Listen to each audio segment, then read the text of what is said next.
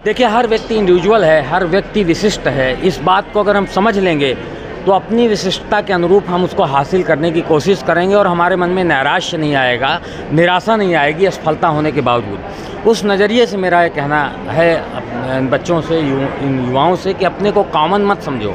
आप सब विशिष्ट हो, उसी प्रकार से विशिष्ट हो जैसे कि हस्ताक्षर हर व्यक्ति का अलग होता है, विशिष्ट होता है। तो तुम सब इस पृथ्वी पर, इस नेचर पर, इस क्रिएशन पर ईश्वर का हस्ताक्षर हो। जब आप इस बात को समझ लोगे तो अपनी विशिष्टता समझ लोगे, अपनी ताकतें पहचान लोगे और जो आप हासिल करना चाहते हो ज़रूर हासिल करोगे। और किन्हीं कारणों में अगर वो हासिल नहीं कर पाते तो भी आपके अंदर इतनी सिफत आ जाएगी, इतनी योग्यता आ जाएगी कि जीवन में आपको एक सफल व्यक्ति के रूप में ही जाना जाएगा। गौतम बुद्ध जब मुक्त हुए, निर्वाण प्राप्त हुआ उनको, निर्वाण जानते हो ना, परम ज्ञान प्राप्त हो गया, तो पाने के लिए कुछ नहीं रहा, लेकिन वो करुणा से युक्त थे।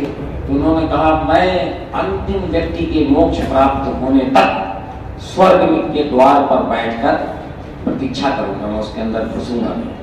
ये उनकी करुणा थी। तो आप है ना, गौतम बुद्ध कहते थे कि इस भूमंडल, इस पृथ्वी पे ऐसे चलो जैसे कि तुम्हारा ये पग, ये पैर विशिष्ट, इसको सिग्नेचर कर रहे हो, है ना। आप साधारण आदमी हो क्या? ईश्वर के सिग्नेचर हो तुम लोग। नेचर ने तुम्हें पैदा किया, स्थायित्व किया इस पृथ्वी पे तुम्हारे रूप में। तो मैं यार असामान्य व्यक्ति हूँ, मैं साधारण कैसे हो सकता हूँ? मैं विशिष्ट हूँ भाई, मैं सिग्नेचर हूँ। तुम्हें जैसे अपना सिग्नेचर विशिष्ट लगता है, बैंक में जाओ, चेक से पैसा निकल आता है सिग्नेचर की पहचान करके। सिग्नेचर मैं बिल्कुल विशिष्ट हूँ, बिल्कुल अलग, मेरा थंब इम्प्रेशन ले लो, है ना। तो जब मैं अलग हूँ तो मुझे वही अलग उस भाव अपने अंदर रखना चाहिए। मैं विशिष्ट हूँ, विशिष्ट शक्तियों से युक्त हूँ। जब आप इस तरीके का भाव रखोगे तो आप में कॉन्फिडेंस आएगा। ये बैठा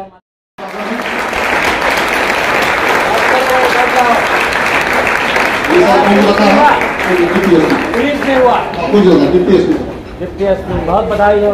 चश्मा मतलब क्या तुम्हें? कैसे कैसे कहाँ से? मेरा यहाँ से 5-6 किलोमीटर है।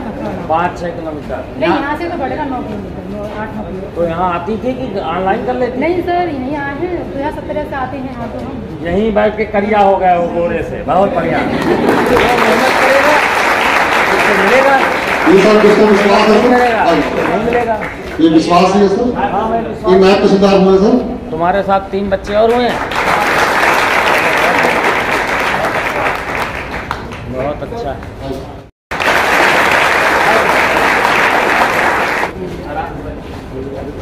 ऊपर करना है, बन जाएगा। चलो तुम्हारे साथ देखिए हमारे जिला अधिकारी कितने प्रेरणा स्रोत है और प्रेरणा प्राप्त करने के लिए क्या कुछ नहीं करते हैं। हमारा 3rd अटेम्प्ट था, 3rd अटेम्प्ट। अभी एक अटेम्प्ट और ले सकते हो। एसटीएम बनना है? वाह वाह। हाँ, क्या बात है, क्या कॉन्फिडेंस है। बैठो बच्चों, बैठो। और जब मर्जी आपकी चले आते हैं और 1-1.5 घंटा भाषण देते हैं, तब चले जाते हैं, ऐसा ही है ना। हाँ, देखो तुम लोगों के बीच आने से मेरा भी एक स्वार्थ है। वो स्वार्थ क्या है? जैसे लोगों के बीच में रहो वैसे ही आदमी सोचने लगता है और वैसे ही करने लगता है, वैसे ही उसकी हैबिट्स हो जाती है, आदतें हो जाती हैं। पर्यावरण होता है ना, वो आपको वैसा ढाल लेता है अपने। इसीलिए कहा जाता है कि 25 दिन 30 दिन तक आप अगर कोई काम करते रहते हो तो फिर वो आपकी आदत में आ जाता है, आपके सबकॉन्शियस माइंड में चला जाता है। जैसे सुबह 6 बजे उठने का संकल्प लो, 25 दिन 30 दिन आप सुबह 6 बजे उठो, तो इसके बाद फिर आपका माइंड बॉडी क्लॉक सेट हो जाएगा और आप 6 बजे उठने लगोगे, आपकी आदत में आ जाएगी। तो अच्छी आदत डालने के लिए क्या है कि आप निरंतर वो काम करते रहो। तो हमको समाज के बहुत सारे तबकों के बीच में रहना पड़ता है। तो जब नए बच्चों के बीच में आ जाते हैं जो मेहनत कर रहे होते हैं, तो हमको बहुत सारी चीज़ों की प्रेरणा मिलती है। एक तो हमें ऊर्जा मिल जाती है, युवा कैसे रहना है, ठीक है। हमारी सोच में 2-4 आयाम जुड़ जाते हैं कि परिस्थितियाँ कितनी भी प्रतिकूल, हमें अपना धैर्य बनाए रखना चाहिए, अपनी हिम्मत बनाए रखना चाहिए और उसको जूझने का जज्बा जो है वो कायम रखना चाहिए। और क्या हमको मिलता है? और हमको मिलता है अपना पुराना काल जीने के लिए। आदमी किसमें जीता है? भविष्य में जीता है। किसका अफसोस करता है? भूत का अफसोस करता है, वर्तमान में रहता नहीं। तो तुम लोगों के बीच जब हम रहते हैं तो वर्तमान में भी रहते हैं और पास्ट में जो हमने तुम्हारे वाली उम्र गुजार दी है तुम लोगों के माध्यम से उसको एक बार फिर से जी पाते हैं। तो इतने सारे स्वार्थ हैं, इस वजह से हम आते रहते हैं आप लोगों के बीच में। तो ये मत समझना केवल कि तुम लोगों के साथ ऐसे ही आ जाते हैं या मीडिया के साथ ही आए हैं इसलिए आ गए या ऐसा नहीं। ये दोनों तरीके से रेसिप्रोकल है। आपको भी आनंद आता होगा और हमें भी आनंद आता है आप उनके मध्य आके। तो ये जो एक छोटा सा वृक्ष लगाया था यहाँ के प्रशासनिक अधिकारी ने, आजकल एक तैनात है महाराज में पंकज तैनात है, उसने इसकी शुरुआत की थी और मैं अभी तक आप लोगों के बीच ही आके चला जाता था। लेकिन आज मैं उस पार्क में गया, उस मालवीय पुस्तकालय के 2-3 जो हॉल है उसमें भी मैं गया। वहाँ भी लड़के और लड़कियाँ बड़ी मेहनत के साथ दूर दूर से चल के आ रहे हैं, बैठे हुए हैं, थोड़ा तपी से गर्मी है, घर से खाना लेके आते हैं, सुबह 8 बजे 9 बजे आ जाते हैं, शाम को 7 बजे 7:30 बजे जाते हैं। मतलब आप अपना पूरा दिन यहाँ पर गुजारते हो और किन लोग भी बीच में गुजारते हो, अपने टारगेट के बीच में गुजारते हो। आपका एक कमिटमेंट है जिसकी वजह से आप यहाँ पर मौजूद हो। करने को सारे काम घर में भी कर सकते हो। मैंने पूछा बहुत सारे बच्चों से, तो घर में डिस्ट्रक्शन होता है। मम्मी ने कभी टोक दिया बेटा अंकल आए चाय बना दो, हैं? पापा ने कहा बेटा जाओ जरा दूध ले आओ, पता लगा दूध की डब्बा लिए चले जा रहे हो। अब सामने नहीं रहोगे तो डिस्ट्रक्शन नहीं होगा, या टेलीविजन चल रहा है या कोई और काम हो रहा है घर में, तो फुटफुट खटपट कुछ न कुछ चलता रहता है, तो उससे आपका ध्यान भंग होता है। तो इस वजह से आप दूर दूर से चलकर यहाँ पर आते हो और अपना श्रम, अपना समर्पण, अपनी ताकत खर्च करते हो, इसमें अपने गोल को एनर्जी देते हो, तब आप सफल होते हो। अभी मैं ये हमको प्रस्तुत कर रहे थे आंकड़े। आज जो पीसेस का कल रिजल्ट आया उसमें तो 6 बच्चे सेलेक्ट हुए हैं यहाँ से, जिनमें से कि कुंजलता है कि PSP हुई है और ये विश्वास दीक्षित हैं, नायब तहसीलदार हुए हैं, प्रतीक्षा है ये भी नायब तहसीलदार हुई है। तो और अभी इनका जज्बा है, मैं पूछ रहा था कि PSP हो गई, उन्होंने कहा एग्जाम एक बार और एग्जाम दोगे? अरे हाँ स्वाभाविक रूप से हाँ भाई अभी तो डिप्टी कलेक्टर होना है, भरने के लिए उसमें बहुत सारे काम हमको करने पड़ते हैं। ऐसा नहीं है यहाँ बच्चे जो कांस्टेबल की तैयारी कर रहा है, कोई बच्चा कोई BA-BEd की तैयारी कर रहा है, कुछ कोई और कर रहा है, तमाम अपना अपना टारगेट है वो कर रहे हैं।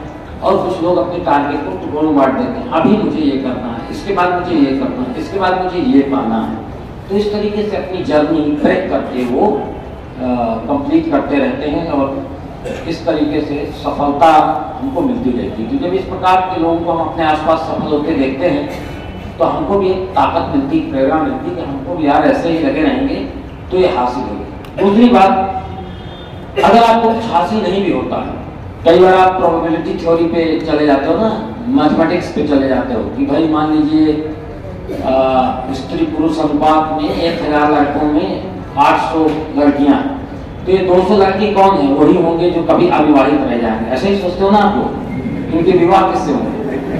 लड़कियां कम लड़की ज्यादा, लॉजिकल प्रश्न है ना। लेकिन कोई लड़का कुंवारा मिलता है क्या? नहीं मिलता। क्यों?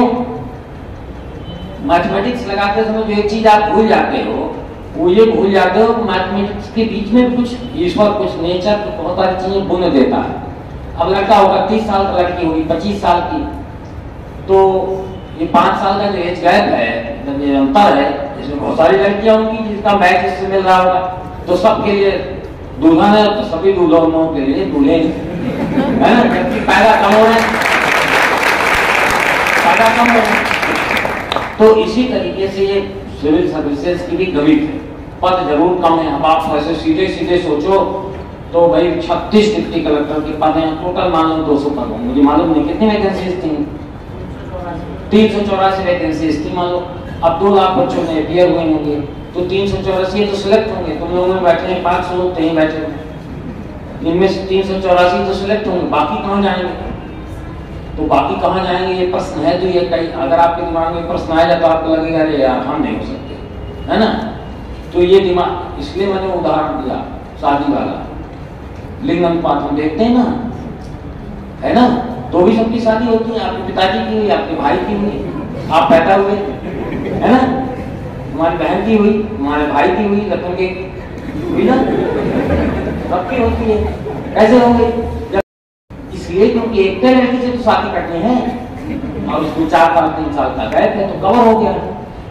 एक कुर्सी तो है, 384 पद हैं तो 384 पदों पे तो बैठ नहीं जाओगे। तुम्हारे लिए तो एक कुर्सी है, मेरे लिए एक, तो तुम्हारे लिए जो एक है तुम 384 में से एक तुम्हारे लिए कुर्सी है, तुम तो एक के लिए लड़ना है। एक बात ये हो गई। दूसरी बात ये हो गई कि अगर आप इस गणित पे भी भरोसा कर लो, ये तो मैं इसलिए कर रहा हूँ, इसको मत मानो, इसको मानोगे तो आपके अंदर निराशा आ जाएगी, है ना, फिर आप आगे पढ़ने का उत्साह नहीं रहेगा। और अगर नहीं मिला तो क्या हो जाएगा, क्या फर्क पड़ता है। मान लो अभी हम जिलाधिकारी अलीगढ़ हैं, कल विशेष सचिव भाषा हो जाए, क्या दिक्कत है? कोई दिक्कत है क्या? गजट बनाएंगे, सरकार के शासनादेशों की भाषा को ड्राफ्ट करेंगे, उसका अलग आनंद है। जैसे हलवा पराठा खाने का अलग मजा है ना, नान खटाई खाने का अलग मजा है। दोनों की कोई तुलना है क्या? नहीं तुलना। तो जीवन बहुरंगी है। अगर एक रंग मेरा बहुत मनपसंद है और वो मुझे नहीं मिला, इसका मतलब ये नहीं कि बाकी के रंग सब खत्म हो गए। वो रंग है, उनसे मैं अपने जीवन को खुशनुमा बना सकता हूँ, रंगीन बना सकता हूँ। तो एक सपना अगर मेरा पूरा नहीं हुआ तो क्या हुआ? दूसरा सपना मैं उस सपने की ताकत से जी सकता हूँ। अगर तुम एवरेस्ट में चढ़ने गए और चोटी पे नहीं चढ़ पाए, यही तो होगा, तो क्या हुआ? तुमने वो जर्नी तो कर ली, तुम किसी ऊंचाई तक तो पहुंच गए। वो ऊंचाई बेकार है क्या? यहाँ जमीन में खड़े हुए आदमी की तुलना में वो ऊंचाई बहुत ज्यादा है।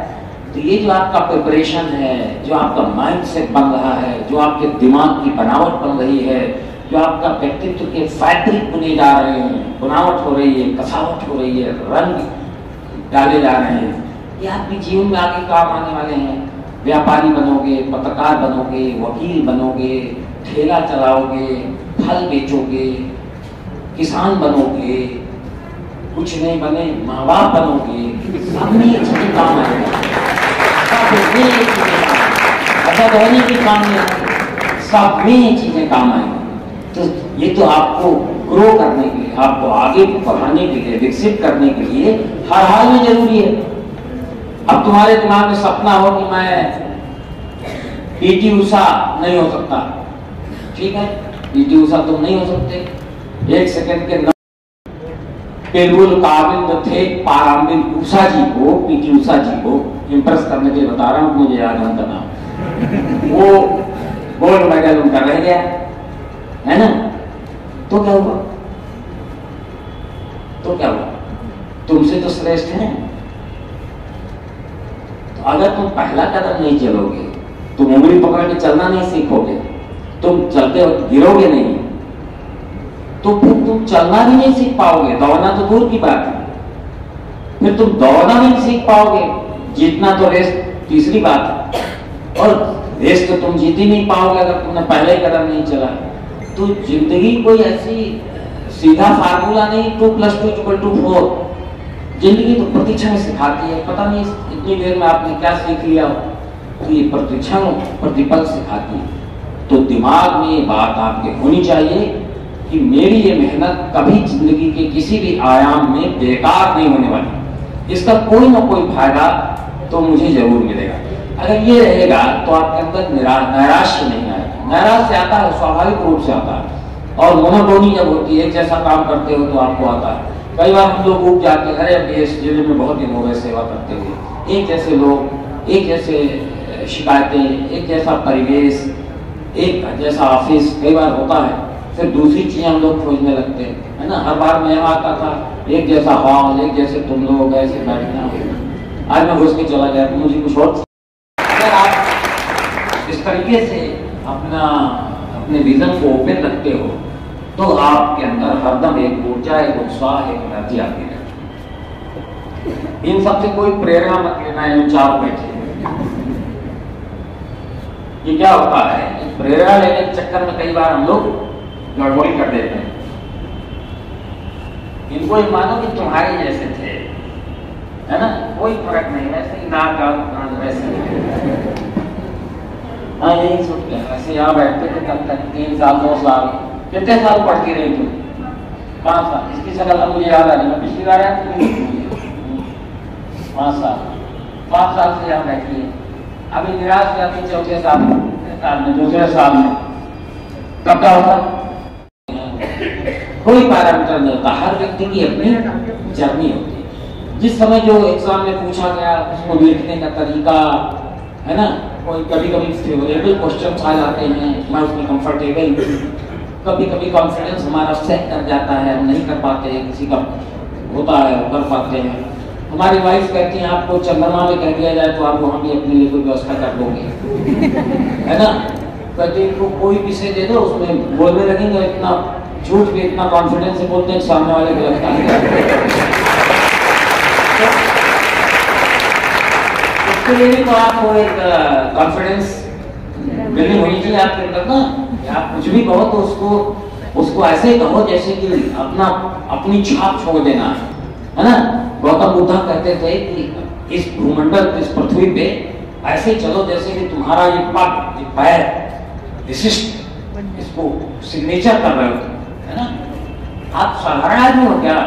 ईश्वर के सिग्नेचर हो तुम लोग। नेचर ने तुम्हें पैदा किया, स्थायित्व किया इस पृथ्वी पे तुम्हारे रूप में।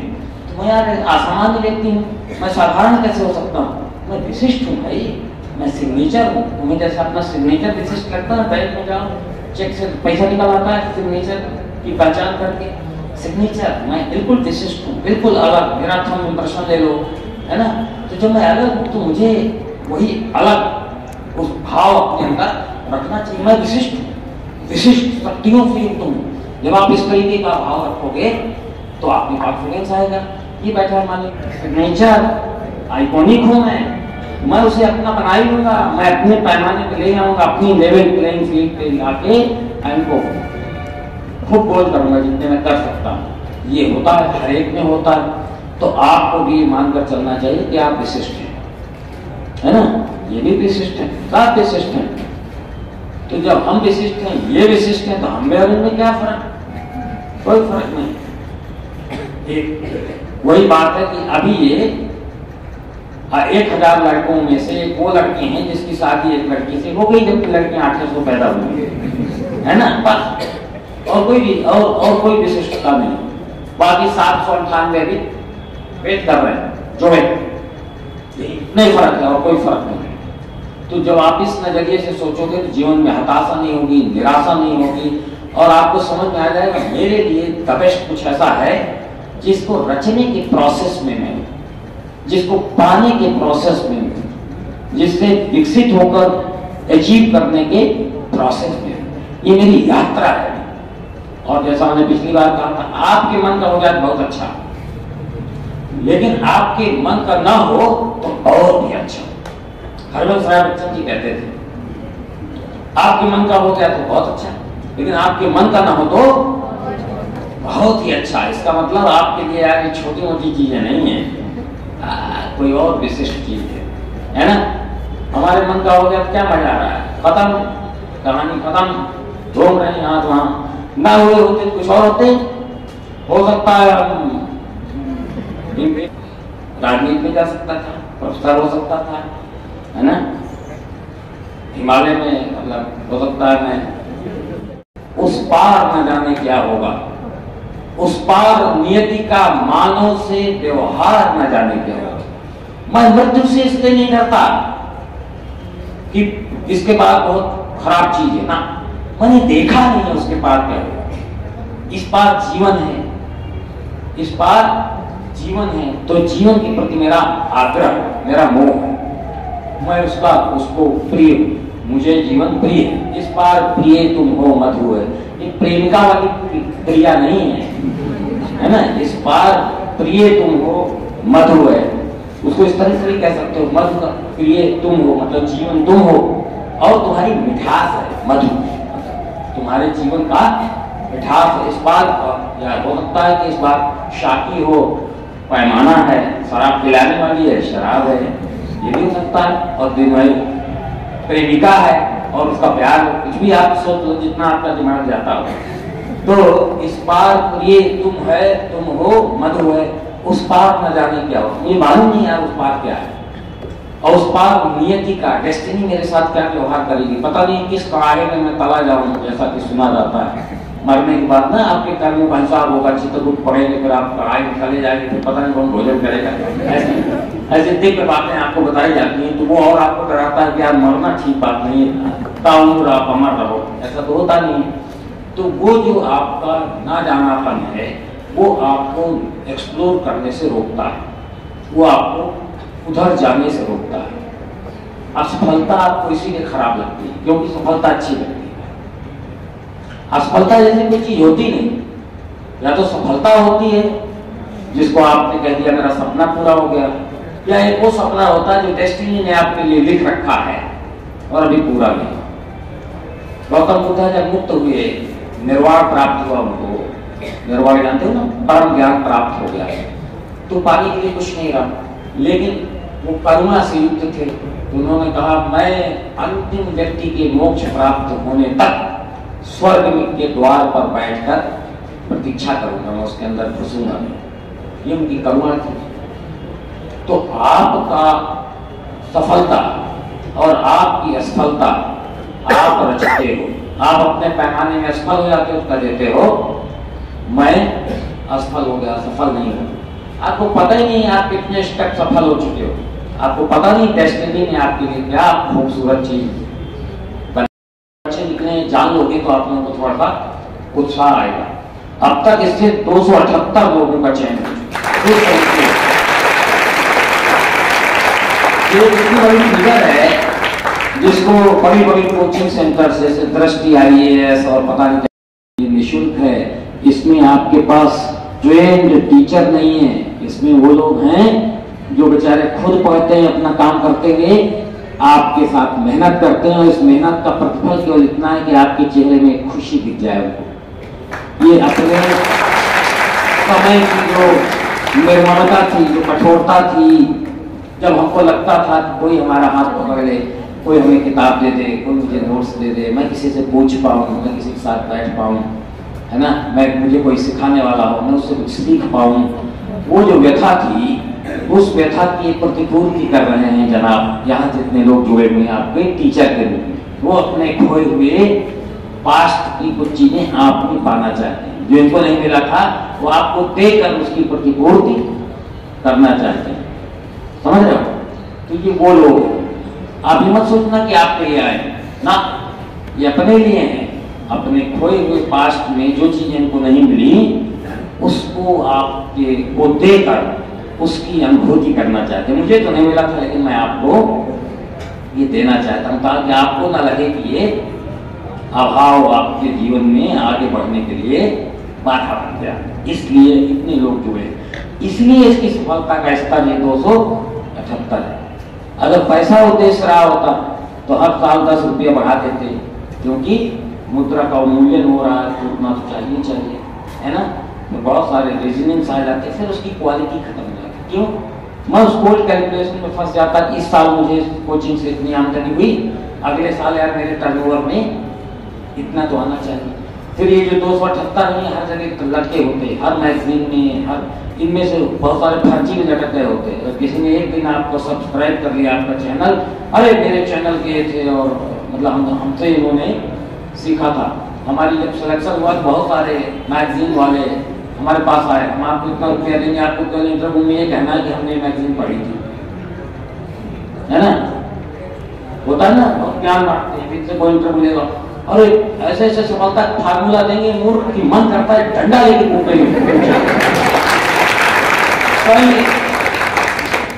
हम तो सपने में भी सॉल्व करते थे, पूरी 6 बजे जाते हैं, कंसंट्रेशन बहुत जरूरी है, बड़े बड़े उपदेशात्मक चीजें, है ना। ऐसा लगेगा नहीं ये तो मंगल ग्रह से आए, जुपिटर, साधु के भाई बहन है, दुनिया के तो है ही नहीं। इस प्रकार की बातें, इस प्रकार का आइडियलिज्म छाड़ेंगे। हर व्यक्ति की यात्रा याद होती है, तुमको गाना सुनते हुए कंसंट्रेशन बनता है ना, तुमको सिनेमा देखते हुए बनता है, इसको पिज्जा खाते हुए बनता है ना। मुझे जब तक पढ़ के बांट न लो तब तक मुझे याद नहीं होता है ना, मैं बांट दूं तो मुझे याद हो गया, चिरस्थायी हो गया, मेरा भाव चिरस्थायी हो गया। मैंने 4 दिन को बता दिया, इनको पता नहीं मिला कि नहीं मिला, मुझे परमानेंट हो गया, मेरा तो पक्का हो गया है ना। उनको लेना हो तो ले लेना, लेना हो तो मेरा रिवीजन हो गया। सबकी स्टाइल अलग अलग है, आप कितना जानते हो एक महत्वपूर्ण है, आप कैसे कह पाते हो ये महत्वपूर्ण है, आपका कहने का तरीका, आपके लिखने का तरीका, बहुत सारी चीजें इसमें जुड़ती और घटती। तो कोई पैमाना नहीं होता, कोई फार्मूला नहीं होता। इसलिए मैंने कहा शुरू में, इनको विशिष्ट मत मानो, अपने को सामान्य मत मानो। ये सब सामान्य, हम आप सब सामान्य हैं। एक ऊंचाई हो जाती है किसी की, एक कोई नीचे होता है, इसका मतलब नहीं होता कि नीचे वाला गड़बड़ है। अभी मैं इसका जैसे भी इसे खोद के इसके सबसे नीचे वाले की सबसे खराब ईंट निकाल दूं, घगड़ा के मान ली पुस्तकालय जमींदोज हो जाएगा, है ना। आपकी अम्मा, आपके पप्पा, आपका भाई, आपका बहन, है ना, इनका विश्वास, है मेरी जवान हो रही बेटी है, मेरा लड़का लफंगा ना हो जाए इतने सारे लोगों के बीच में, आपको घर में सीमित करते हैं, हो गई कहानी खत्म, नहीं होगी। आप पर उनका विश्वास, उनका इन्वेस्टमेंट, मेरा बच्चा मेरी बच्ची जा रही है, पढ़ रहे हैं, मेहनत कर रहे हैं, कुछ ना कुछ जीवन में कर लेंगे, इसका कम मूल्य है क्या? मूल्य है इसका। आपका उनके प्रति एक लगाव, उनके भरोसे से मुझे भेजा गया है, मुझे इस पर खरा उतरना है, ये भी आपको ताकत देता है। तो हम आशा करते हैं कि आप लोगों में से जो सफल हो गए हैं वो किसी न किसी रूप में इस वाटिका से जुड़े रहेंगे, और इसमें वृक्ष हैं, पौधे हैं, बीज हैं, पनप रहे हैं, उग रहे हैं, बढ़ रहे हैं, पुष्पित हो रहे हैं, पल्लवित हो रहे हैं, पुष्पित हो रहे हैं, उनको खाद पानी देते रहेंगे, धूप बनकर उनके ऊपर आते रहेंगे, छाया बनते रहेंगे, जिस रूप में उनकी आवश्यकता है उस रूप में वो अपना कुछ न कुछ हिस्सा आपको देते रहेंगे। आप भी जब सफल होकर इधर आ जाइएगा तो आप भी जितना हो सके दीजिएगा, बांटिएगा। निश्चित तौर पे जानिए बड़ा मजा आएगा जब आप बांटोगे, दोगे, अपने आप आपका भंडार और बढ़ता जाएगा और समृद्ध होते चले जाएंगे। आप वितरण नॉलेज से सीख लो, आपको देता है और वो देना ही आपकी सफलता है। मैं आपको बहुत शुभकामनाएं देता हूँ यहाँ बैठेंगे सभी प्रतिस्पर्धियों को, और आज इनका दिन है तो इनको विशेष रूप से शुभकामना देता हूँ। लेकिन ये बेचारे भी अफसोसग्रस्त हैं, ये इसको लगा मैं जारी हो पाया, वो उसको लग रहा है मैं भी डिप्टी हो पाई, यानी एक कदम बाकी रहेगा, एक कदम बाकी रहेगा लगता है।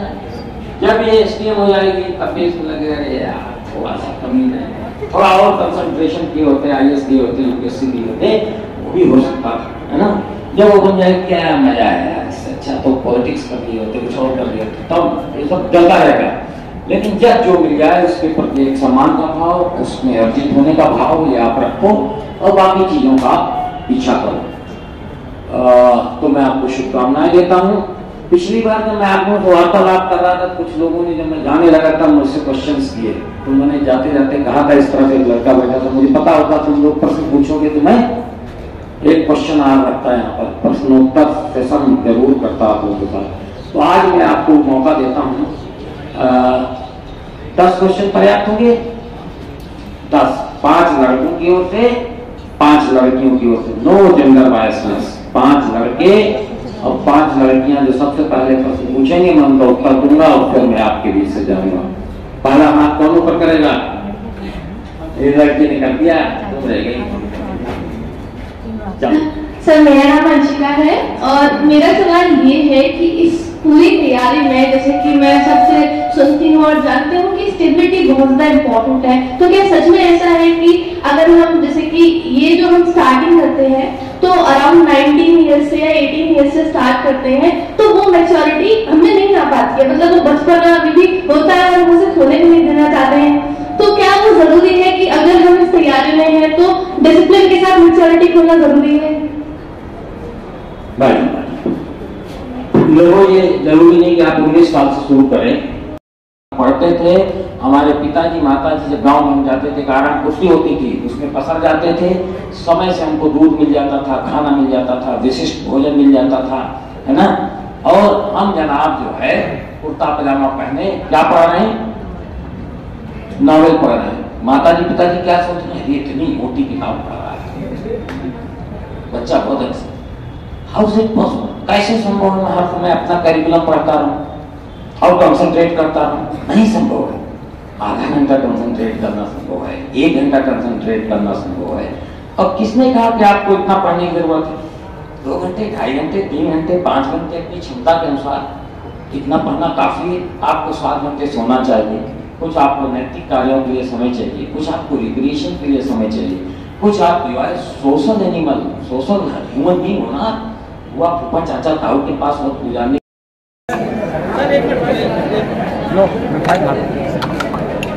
इन बच्चों को तो मिलेगी नहीं, पता है, इसे मिल जाएगा।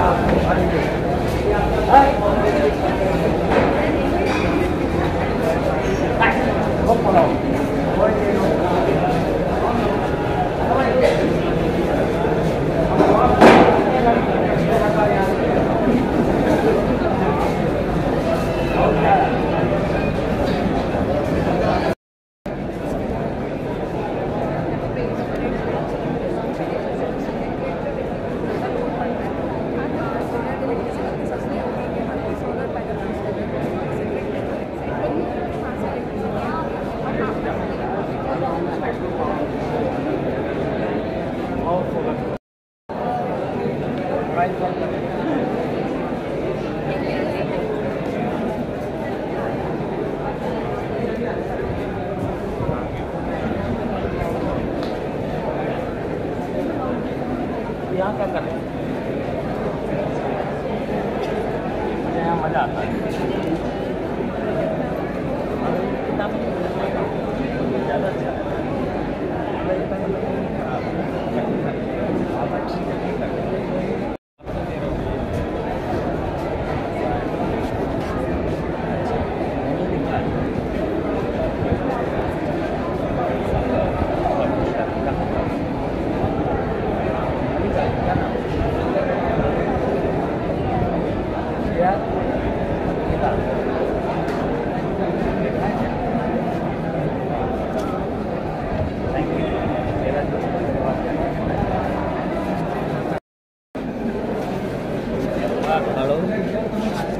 आज द्वितीय शनिवार है और आज यहाँ पर आपको बड़ी संख्या में बच्चे दिख रहे हैं। ये वो बच्चे हैं जो विभिन्न प्रतियोगी परीक्षाओं में भाग लेने के लिए मालवीय पुस्तकालय कैंपस में आते हैं और तैयारियाँ करते हैं। यहाँ पर एक लाइब्रेरी है, लाइब्रेरी भवन में 2 वाचनालय हैं और वहाँ भी आपको बड़ी संख्या में लड़के लड़कियाँ मिलते हैं।